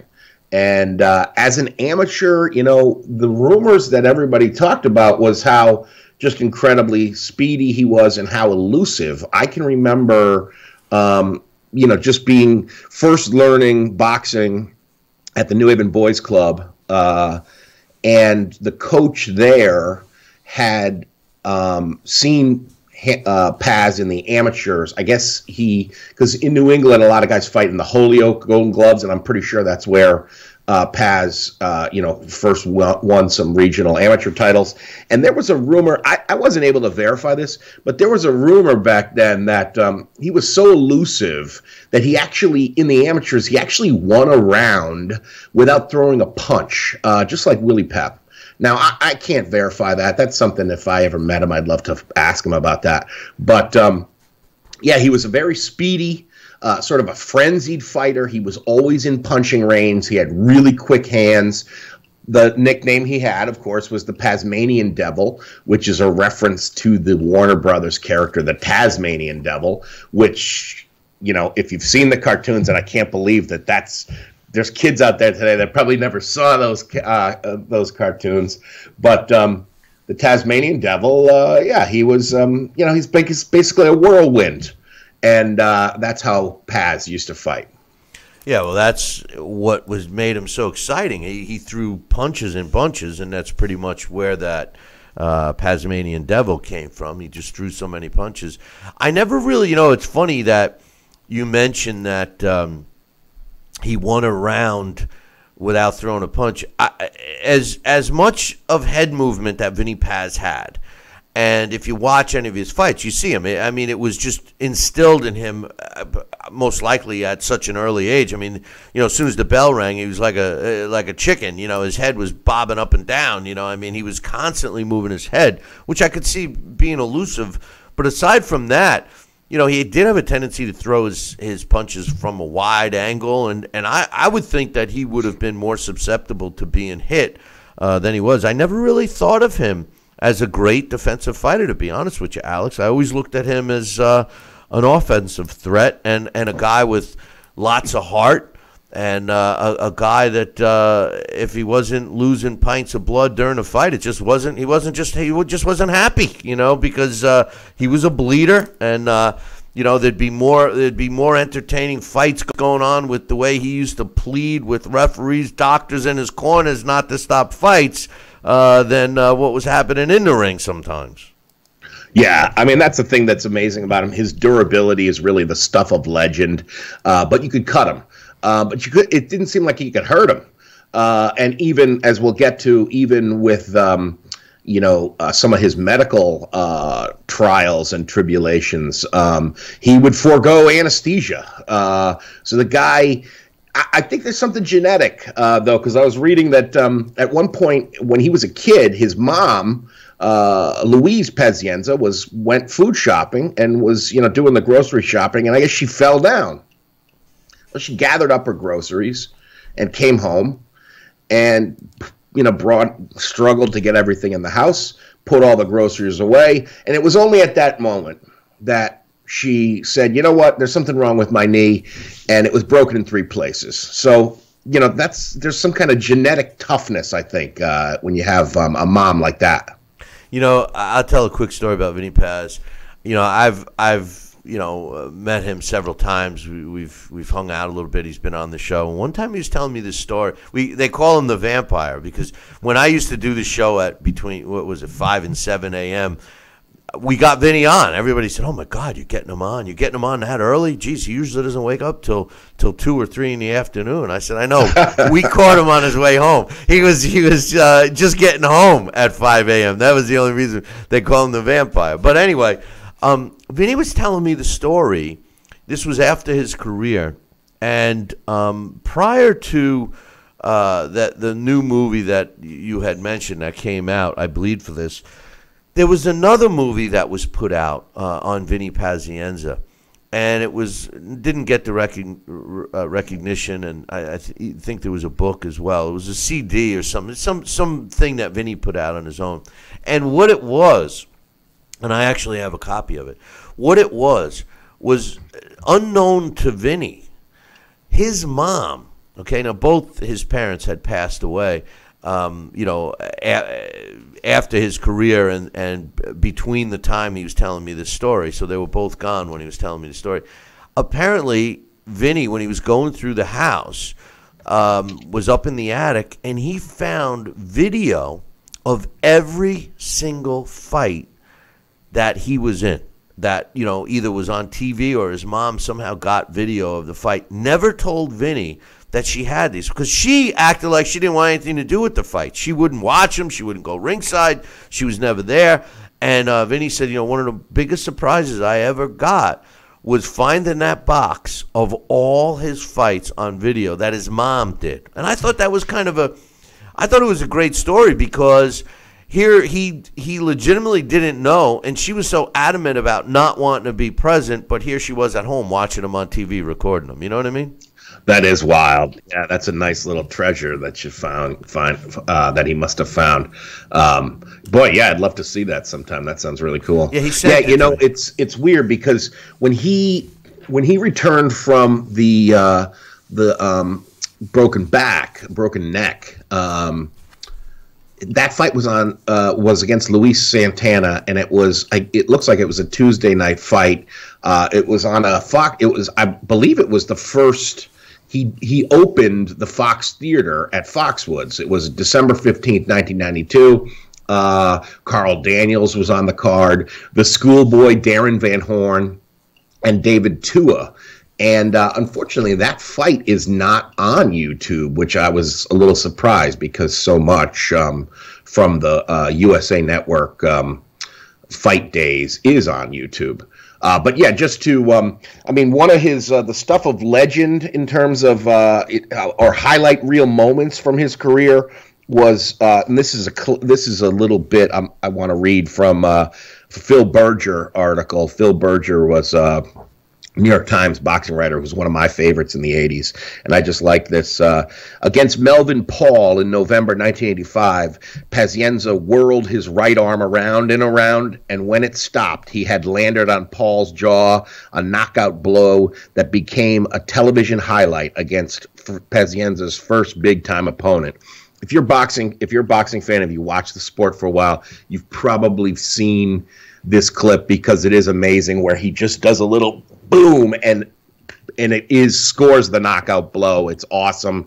But yeah, he of course. The other thing that I did want to mention that's worth mining the YouTube boxing mine there is he, even though he's not in the Hall of Fame yet, and maybe he will, maybe he won't. He has been on the ballot. I'm not sure. My opinion that he should get in, but he does have something that a lot of guys today do not have, and that's he competed in two 15-rounders. He split 15-rounders. They actually fought 3 times, but the third time was a 10-rounder. He beat Greg Haugen the first time in a 15-rounder, which is a great bad blood fight if people want to watch. It was the rivalry of the two of them. That was one of the things about Paz, is that he did have some really great rivalries with several of his opponents. And if you just want to see probably one of the best stare downs in boxing history, it's the first Paz Haugen fight. They are just there's just so much attitude in that ring. It is just two ballsy white boys. And it was June 7th, 1987. And it's got to be one of the best stare downs in boxing history. But of course they did, like I said, that they fought 3 times. Paz won 2 and Haugen won 1, and they were just well matched, the two of them. Paz was the flashy guy, and Haugen was more the gritty, tough guy. And let me tell you something. They still don't like each other, because that has come up to me when we were having some events. We were trying to get Vinny. Greg was supposed to come to one, and it didn't. But you talk about Hall of Fame. And, as I was preparing for this segment, I can't understand why he's not in the Hall of Fame. There's no rhyme or reason anymore. We thought, following your lead, Alex, I thought we kind of had the Hall of Fame under control, knowing, okay, you got to beat fellow Hall of Famers in this day and age to get in. And apparently that's not the case, because Vinny Pazienza has beaten Hall of Famers. He's lost and fought several others, but he has beaten some. But some of the fights that maybe were not against Hall of Famers, but were against significant opponents during the time, have to be credited. And you mentioned one right off the bat. Melvin Paul was a big name in the division in 1985 when they fought. Harry Arroyo was a champion, in the lightweight division, a guy that Boom Boom Mancini, both lived in the same town, so to speak, or close to it. Each had titles and never fought each other. So there was another big win for him. He did lose to Roger Mayweather and Hector Camacho, two known names. But the Greg Haugen, Gilbert Deal, Lloyd Honeyghan, a guy who beat, a guy who beat, what's his name, who I think should be in the Cobra. Donald Curry. Yeah, Donald Curry in a great fight. And Vinny Pazienza knocks him out. Robbie Sims was another real fight. These are real fighters. Duran, of course, was 100 years old, but still 92-9 when he fought him for a title. He did fight and lose to Roy Jones Jr. and lost to Harold Graham. He fought Glenwood Brown. The names are Eric Luca. But you talk about rivalries, and you mentioned Greg Haugen. Well, when you talk about Vinny Pazienza and you talk about rivalries, Dana Rosenblatt's name can't be removed because those guys couldn't even do a broadcast together. I remember they were Jimmy Birchfield was doing some kind of broadcast, and Dana Rosenblatt was one of the guys, and they wanted to bring Vinny in as an analyst, and those two guys wouldn't even work together in a broadcast. That's how bad it was. Tell us about that rivalry. Yeah, him and Dana Roosevelt just did not get along at all, and that is one of the most brutal knockouts of his career. It's just vicious. The first fight with Dana Rosenblatt, he stops him, and I was ringside, my brother and I and a bunch of friends for the second fight with Rosenblatt, which was a lot more strategic. But yeah, those two guys just disliked each other. That was one of the things you got with Paz, was that at a lot of pre-fight press conferences or weigh-ins, there would be little static. So he was fun to watch. That he brought this wrestling WWE type quality to some of his promotions, because he was such a kind of frenzied guy. He's the Tasmanian Devil, right? Exactly. That's the best way to describe it. I'm pretty sure. I think there was Kevin Rooney got punched in the head by Hector Camacho at one of their press conferences, I believe, and there was dust ups at some of the other ones. But you're right, in terms of Hall of Fame opponents, we have seen lesser records with other guys who did get in. The only guys I see on his record were Roy Jones, Roberto Duran, and Hector Camacho were the three guys who were in the Hall of Fame. Well, Roy isn't yet, but he will be. And he was 0-1 against Roy, of course, and he was destroyed against Roy Jones. He was 0-1 against Camacho, and that was a fight where Camacho really redefined himself and surprised a lot of people how good he looked. But he has 2 wins over Duran. That was one of the things that's weird about, I think that's sort of fascinating about Paz, is that, and I think what you and Sal were talking about earlier, it does make you wonder about weigh-ins, because supposedly, even as a lightweight, Vinny Paz walked around at 160 and then would dry out in this just Herculean effort to make 135. And eventually that did catch up to him almost fatally. When he lost to Roger Mayweather, he was in the hospital after that with severe dehydration, and I'm pretty sure that is in the movie, because that was a fight he lost, and just the effort and everything of both making the weight as well as the fight itself, nearly killed him. But it was what we'll get to the accident here. The thing about Vinny Paz is that you could cut him, but you couldn't knock him out. And he insists that even the head-on collision, he didn't lose consciousness. After he had fought Gilbert DeLay, he was traveling with a friend in his friend Kurt Reeder's Camaro, and it was in November of 1991.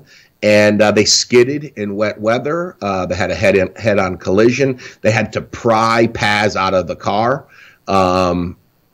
His C4, C5, and C3 vertebrae were affected. One was dislocated. 2 of them were cracked. And, of course, he broke his nose about 100 times in boxing. So why not? He broke his nose also in the head-on collision. You're going to have a head-on collision. You might as well break your nose. They said to him, you're never going to fight again. This is it. But as you could see on his record, it's about a year. And it's covered very much in the movie, of course. But not only did they thought he might not walk again. Not only did he walk again, but he fought again. Yeah, that is an unbelievable story. I remember when he entered the ring, and they showed all of the footage of him with the halo and everything else. You said to yourself, "Man, this guy's nuts." And then he fought on. As a matter of fact, I was lucky. I got to see a lot of his fights because of where he fought. And the fact that Jimmy Birchfield and Classic Entertainment Sports promoted him. But the last 3 professional fights of his career, I was ringside for all 3 of them. And the thing was that 50 wins meant so much to him. The Eric Lucas fight, which was actually a world title shot, he thought he was going to get his 50th win. He did take, 2 years off, and then his last professional fight, a 10-round decision over Tucker Pudwell, was his actual 50th win, and he retired for good. It was a number that he wanted to reach, and he did. We're out of time here, so tell us, how did he do with the Title Bout Championship computer game? He did exceptionally well. I'm a little I have a few problems with this, but I'll let you guys decide. I put him in against the places where, against the guys in the TBRB rankings who are in the divisions he won titles. So at lightweight was Mikey Garcia. At 154, it was against Jarrett Hurd, and against at 168 against George Groves. Against Mikey Garcia, the first time they fight, Mikey Garcia wins on cuts, TKO before the 11th round. They stopped it in the corner, and Garcia was down in round 8, but he was way ahead on cards when the fight was stopped. When they fight 100 times, Pazienza gets the better of him. He wins 72, loses 24, and they have 4 draws. Paz stopped Garcia 39 times. Out of his 24 victories, Garcia had 11 KOs. When he fought Jarrett Hurd the first time, he beat him by unanimous decision. The scores were 117-107, 116-108, and 118-106. Paz had Hurd down in 3 times. He had him down in the first, the 9th, and the 12th. When they fight 100 times, Paz wins big. 93 victories, 6 defeats, 1 draw. He scored 37 KOs. Out of his 6 wins, Jarrett Hurd scored 3 knockouts. And when he fights George Groves, I was surprised by this. The first time they fight, Vinny Paz stopped him in 2. 1 minute and 16 seconds of the second round, KO2 for Vinny Paz. When they fight 100 times, he really mops the floor with George Groves. He wins 94, loses only 6. He stops Groves 69 times. In his 6 wins, George Groves scored 2 KOs. Wow. I guess, according to that, he should be Hall of Fame without much of a problem, don't you think? Yeah, and I think maybe the title bout game doesn't think much of Jarrett Hurd or George Groves. Well, Jarrett Hurd, I mean, the equalizer with this guy is how big he is. I mean, he's just a monster, for that weight class, and I think that makes the difference. But great job as usual, Alex. Vinny Pazienza, Vinny Paz, as he's known now legally. And his drink of choice, I should mention, is Asti Spumante. I remember even in 2013, which was mentioned in an article in the Providence Journal. I didn't know anybody drank that, but I can remember as a kid the commercial. Yeah, that was like big in the 70s. He wasn't even old enough to think it was big. But Vinny Paz, former world lightweight, junior middleweight, and super middleweight champion. He had a career record of 50 wins, 30 by knockout, 10 losses in which he was only stopped 3 times, mostly on cuts. He fought 460 rounds as a professional. Vinny Pazienza, our blast from the past today. Alex, great job as usual. We'll look forward to you later in the week for your thoughts on the Triple G fight. Awesome. Sounds great. All right, my man. Have a good one. All right, Billy. See you too. That's Alex Pierpaoli giving us a great job on Vinny Paz, one of my favorite fighters. Hey, listen, I'm going to take a short break. When we come back, we're scheduled to have my man Sal join us again. Don't go anywhere. Billy C will be right back. Part of the Billy C Boxing Network. Listen to this important message. If you owe money to the IRS, you will want to hear this. Penalties and interest compound daily on your back taxes, putting you under a mountain of debt. Tax 10,000 has years of experience connecting people with tax resolution specialists. Working through the IRS Fresh Start program, they will handle all the necessary forms, and if you qualify, you may end up saving thousands of dollars. Call Tax 10,000 at 800-773-4604. Need relief from backaches and stiffness in your hips or down your legs? Then you need Dr. Ho's Back Relief Belt. The innovative technology works to support and decompress your spine. And now it's covered by Medicare. Every patient with back pain should be wearing this belt. Nothing gave me instant relief except for the Dr. Ho belt.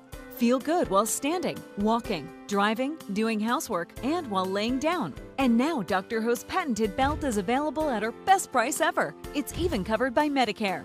Order now and get the easy-to-use hand pump and back rehabilitation DVD free. You know, similar belts can cost you almost $1,000, but my belts won't cost you $500, not $300, not even $200. I will give you my special TV price. And remember, Dr. Ho's belt is covered by Medicare. If you know a friend or family member that suffers with pain, get them my system today. Help them live with less pain, be more active, and get back to doing the things they love. Give them the gift of health. Broken air conditioning, $4,400. Failing refrigerator, $2,500. Don't let outrageous repair and replacement bills like these bust your budget. Get the First American Home Warranty Plan. And when a covered appliance or system breaks, we'll repair it or replace it for you. We had a high-end dishwasher go kaput. They put it in a brand new dishwasher. We have plans that cover air conditioning, most appliances, plus heating, plumbing, electrical systems, and much more. Plans start as low as $25 a month. Why let a major appliance or system breakdown bust your budget or go through the hassle of finding trustworthy service people? Last year alone, we saved our customers over $120 million. Don't wait until something breaks and you're stuck with a huge bill. You save a lot of money. It's absolutely worth it. If you don't have First American Warranty, get it. Call 1-800-946-6234 for your free no-obligation quote. Are you currently on Medicare? In other words, do you carry the red, white, and blue Medicare card? If so, are you suffering from chronic back pain? If you answered yes, you may be eligible for a pain-relieving back brace covered by Medicare at little to no cost, shipped directly to your home for free. These medical-grade back braces are ideal for lower back pain, arthritis, spinal disorders, and other chronic back problems. Will you qualify for a medical-grade back brace? Call Back Brace America at 1-800-290-8300. Check out BillyCBoxing.com now, or feel the wrath of the mighty mustache. Oh, that hurts! Why are you doing that to my face? I hate you. That's BillyCBoxing.com. Consider this your warning. Now back to Billy C. Interact with the show at BillyCBoxing.com.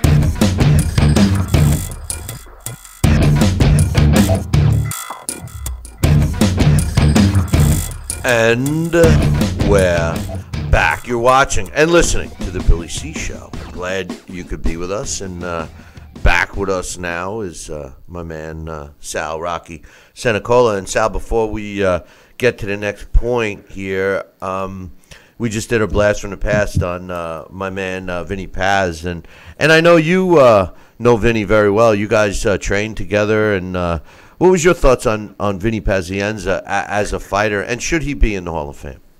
Well, I love Vinny, and I'll tell you what, Vinny as a fighter, I'm going to say something right now. Vinny and I sparred hundreds of rounds, and we were both coming up together with main events in Lou Duva. And Lou had a beautiful training camp for us at the old Playboy resort in the McAfee Mountains in New Jersey. It was called actually the Americana at the time, the Americana Resort.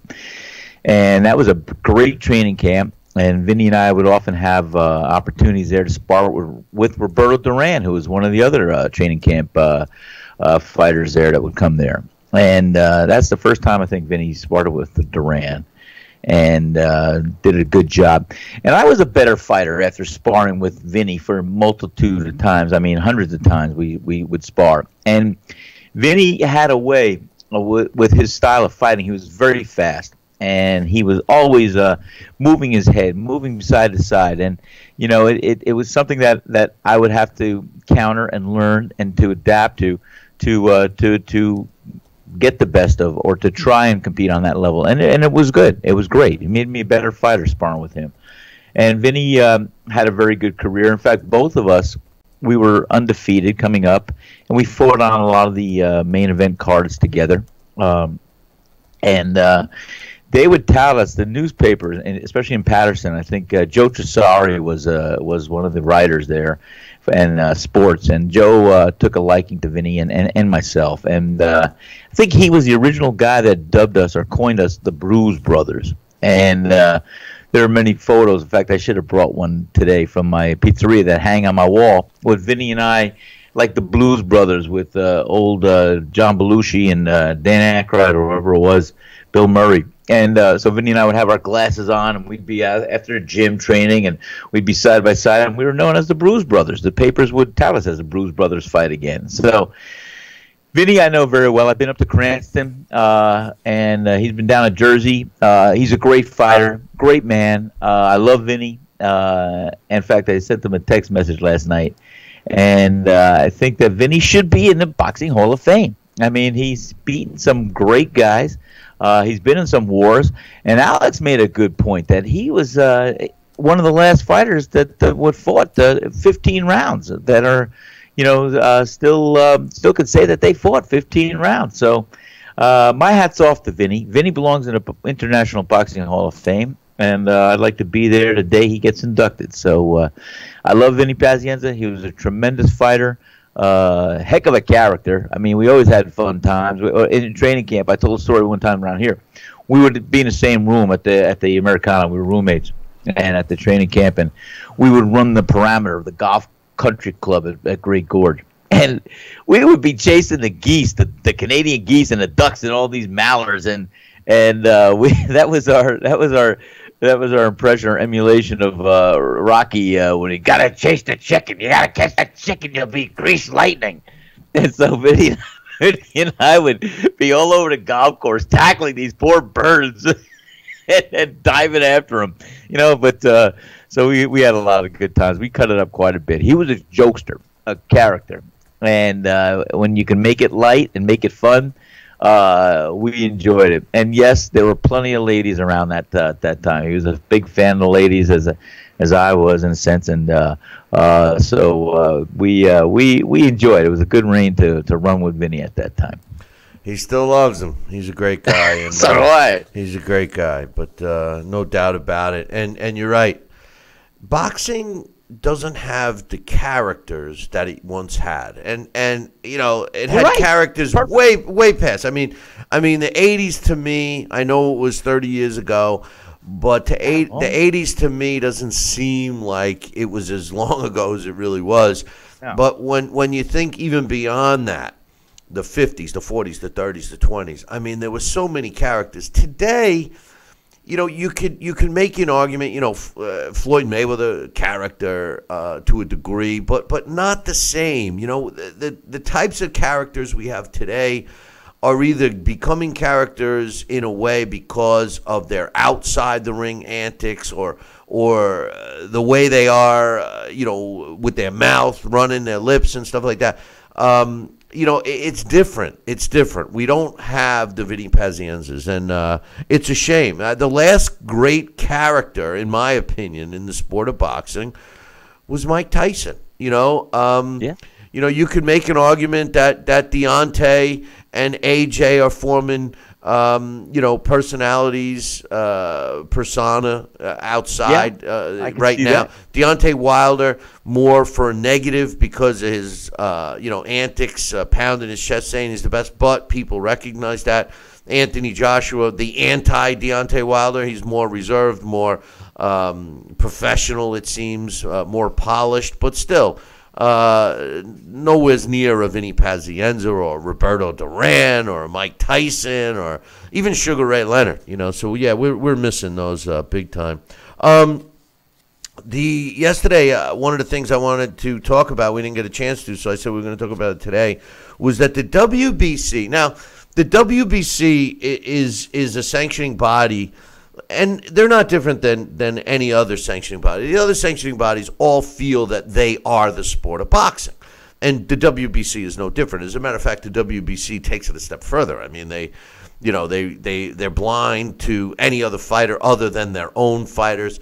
All sanctioning bodies are like that. But the WBC was first in, having the Clean Boxing Act and blah, blah, blah, They're doing this tournament and everything else. Well, over the weekend, they issued nutritional tips.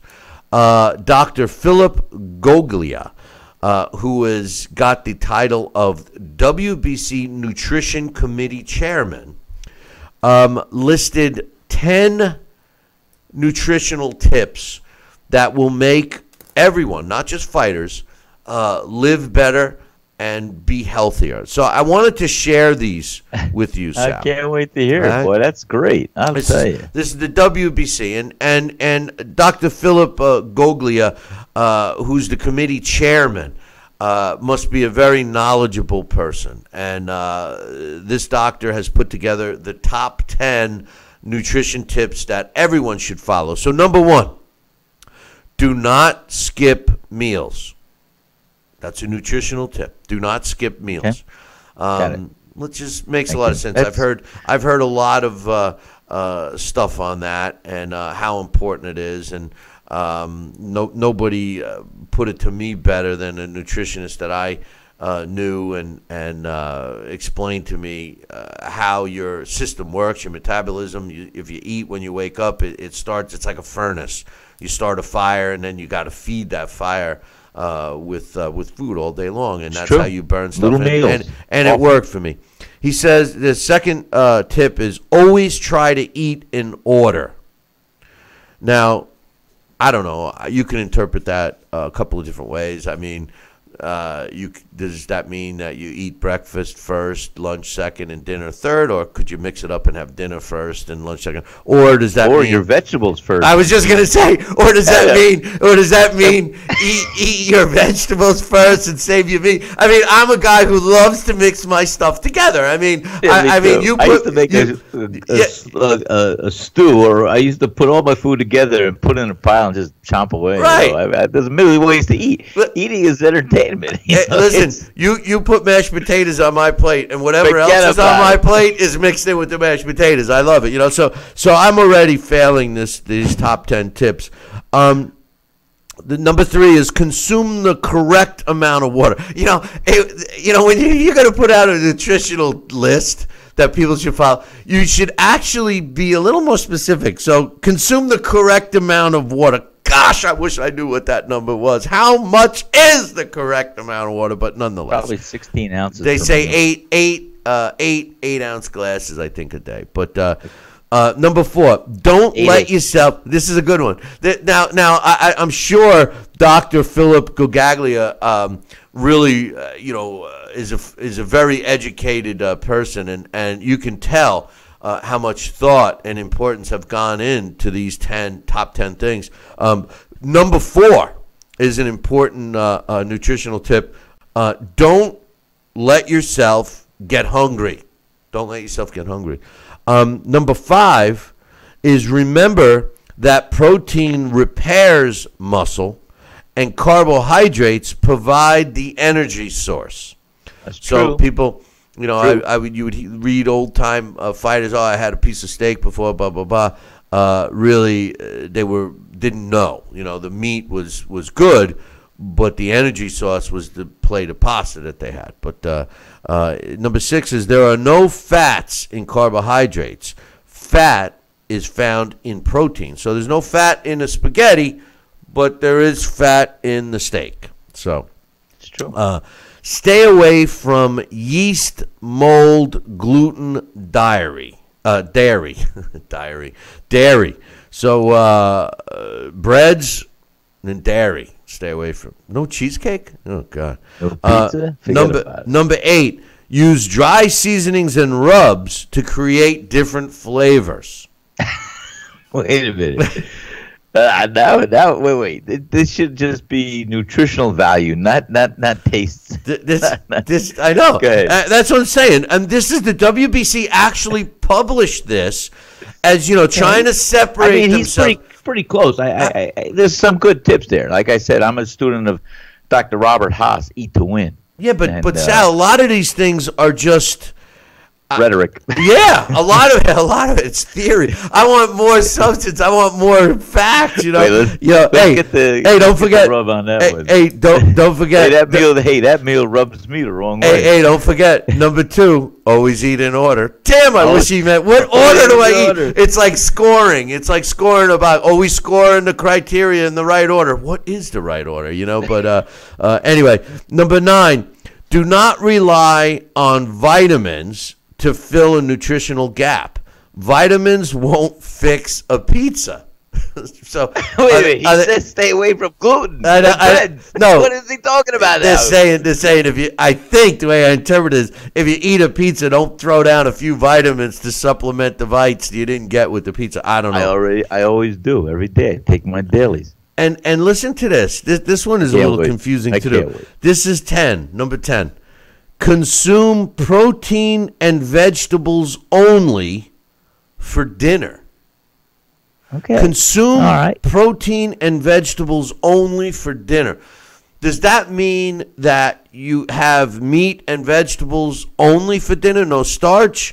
Or no, that's exactly what it means, Bill. No breads, no starch, no heavy carbohydrates of that source, and vegetables and meat. I mean, I can understand, and you know, you want to have the protein maybe and the vegetables to help your digestion, and the protein to rebuild the tissue, the muscle tissue that you expended and burnt out and tore during training. So I could see that protein meal coming to play at the end of the night. One thing I was really surprised about this list, they don't eat any beef? There's no Mexican beef on this list? What's up with that, man? No Mexican beef? I guess they want you to stay away from that, huh? Steroids, you know, this Mexican meat, you know, might have some tainted meat. I don't know. I know. May. But interesting. Tell you what, on the whole, on the overview, it's not a bad recommendation. I mean, he was right on some points. But like I said, I was a big fan of a book that I live, the Bible of eating. Sal, it's kind of vague. I mean, usually when you hear nutritional tips, well, listen. Usually when you hear nutritional tips, you might hear something along the lines of, like number 1, do not skip meals. Maybe they say it's worded differently, like always eat 3 meals a day. You know, make sure you have breakfast, lunch, and dinner, whatever. Always try to eat in order. That needs to be clarified because, you know, I might want to mix it up and have meatloaf dinner for breakfast and have an egg sandwich for dinner. I don't know.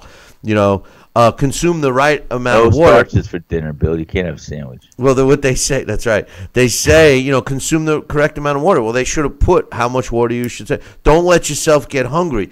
They should have explained a little better, like, if you're like you said, eat a lot of different meals. I don't know. Anyway, this is the WBC again, trying to keep themselves separate. But coming up tomorrow, don't forget that we have our Super Chat Thursday, so we would appreciate your interaction, all you guys that are watching. If you don't know what Super Chat is, go on up to our YouTube channel and check it out. It's youtube.com/talkin, TALKIN boxing, BOXING. And make sure you subscribe to the YouTube channel and check the box that says you want to be alerted. Then this way, every time we go live, you'll get a notification that the show is on, and you can either record it or watch it or whatever. But the Super Chat Thursday, you make a comment, we read it on the air. You have a question, whatever. So help us out. Plus, it helps the show. So Super Chat Thursdays tomorrow. We will be talking about the fights this weekend. It's kind of a slow weekend, but there's the major fight. Triple G is fighting this weekend against Vanis Martirosyan. We'll break down and give you our predictions later in the week. And also the biggest fraud in boxing, David Haye. David Haye, I know Jarrell Miller I've referred to as a fraud, but David Haye I think is the biggest fraud. He's got his rematch with Tony Bellew.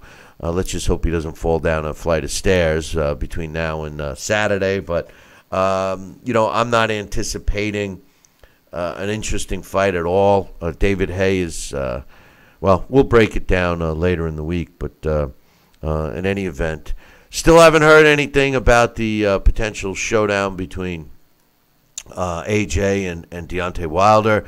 The time is pretty much up. I know by Saturday, the free negotiation period for the mandatory for Anthony Joshua's WBA portion of his collection of belts is due. And that man is Alexander Povetkin. So if they don't come up with a deal between now and Saturday, which doesn't seem likely since Team AJ seems to be focusing on Deontay Wilder, that means it's going to go to purse bid, and then you can pretty much count on that fight taking place between AJ and Alexander Povetkin sometime over the summer in Russia, or maybe the fall. I don't know. And I'm keeping up hope, Sal, that you're right. Bill. I got to keep the faith, man. Well, I'm going to start drinking a fifth. Well, I'm keeping hope and faith that you were right and I was wrong, that they will fight this year. But I'm fastly approaching me being right, that they not only won't fight this year, that they probably won't fight till the end of next year, if that. I wouldn't be surprised if these two never fight. I really wouldn't. I wouldn't be surprised. I think it would be a travesty, but I wouldn't be surprised. But anyway, it's a possibility, Sal. It is a possibility. It'd be very disappointing because, as we said earlier, and how we talked about this fight now for probably 2 years or a year, but this is a fight that would be good for boxing. It would be good on so many levels, and to know that there are other entities that are preventing this fight to happen is what's disheartening about the sport.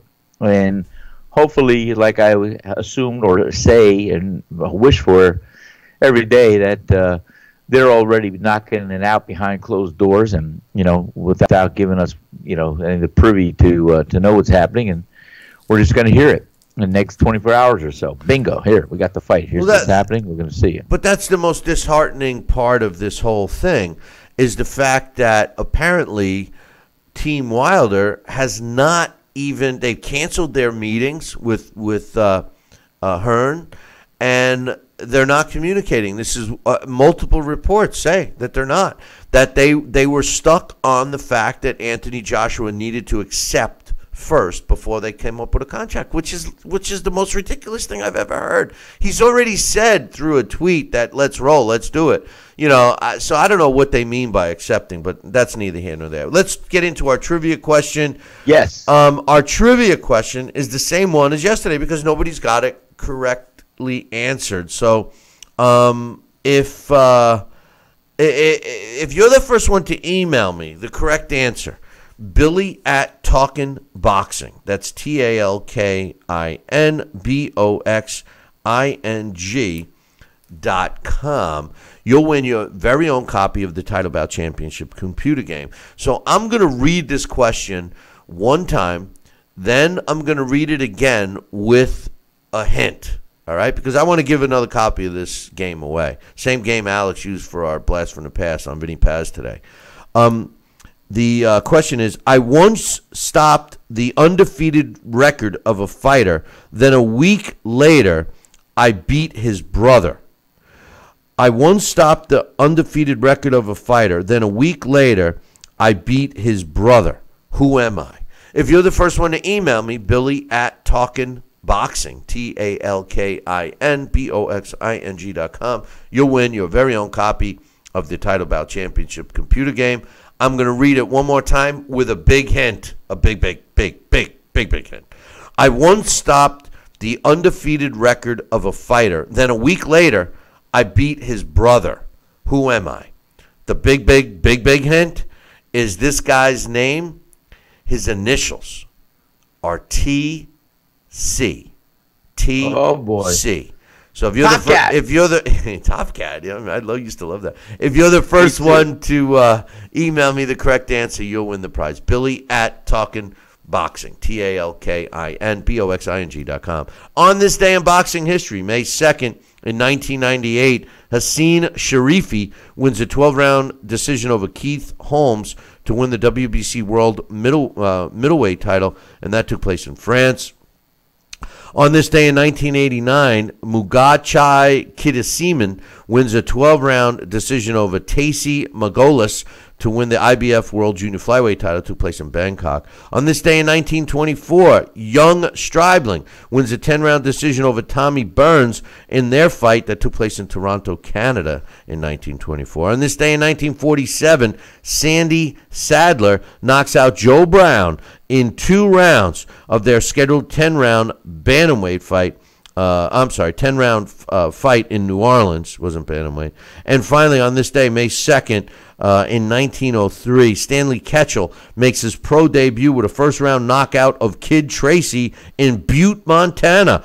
Ketchel would go on to win the world middleweight title and was at the top of his game when he was shot on October 15th in 1910 at 24 years old. He had a career record of 51 wins, 48 by knockout, 2 losses. 1 was against Jack Johnson, and he had 4 draws. He was inducted into the International Boxing Hall of Fame in 1990. Hey, boys and girls, we're way over our time. Make sure you tune in tomorrow morning, same bat time, same bat channel. Until then, I'll leave you with this. Ciao, baby.